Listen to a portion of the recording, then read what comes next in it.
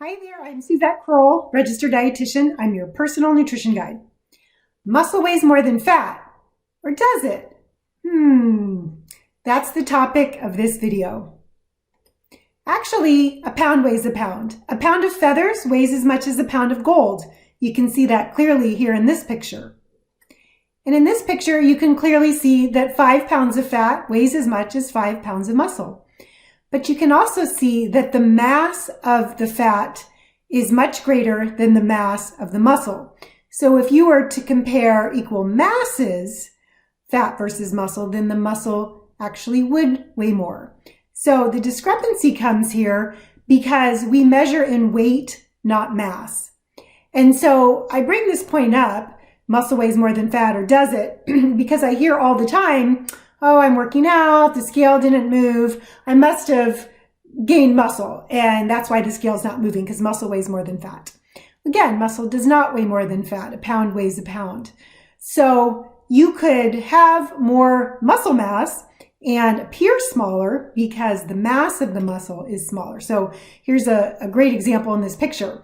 You're looking at two women, both the same weight, but the one with 20% body fat would have therefore more muscle and looks more compact because that muscle doesn't take up as much space, or the mass is smaller. So if you're working out and you've gained muscle and you think you haven't lost any weight because of that, you would actually have to gain muscle and lose fat. So say for example, you gained 5 pounds of muscle and lost 5 pounds of fat, then you would weigh the same.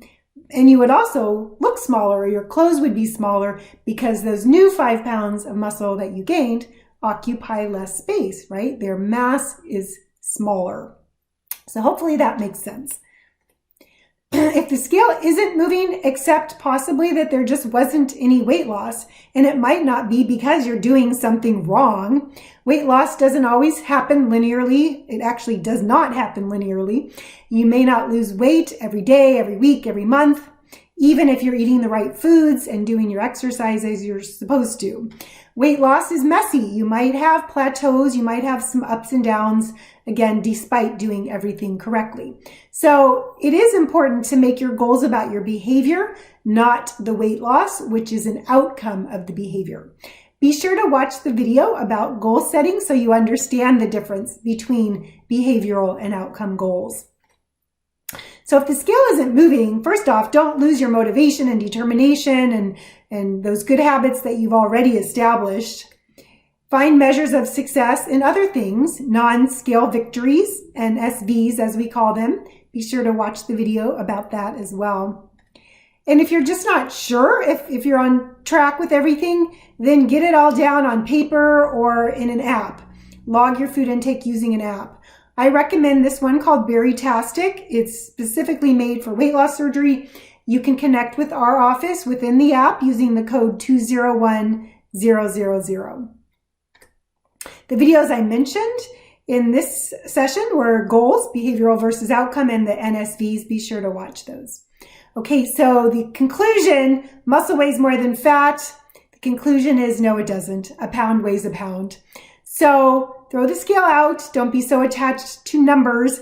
You want to lose fat, not necessarily just weight. When you gain muscle weight, your body will appear smaller. Your clothing size will be smaller. That's it for now. Hopefully that cleared things up. Hopefully that makes sense. I'll see you in the next session. I'm Suzette Kroll, registered dietitian. I'm your personal nutrition guide.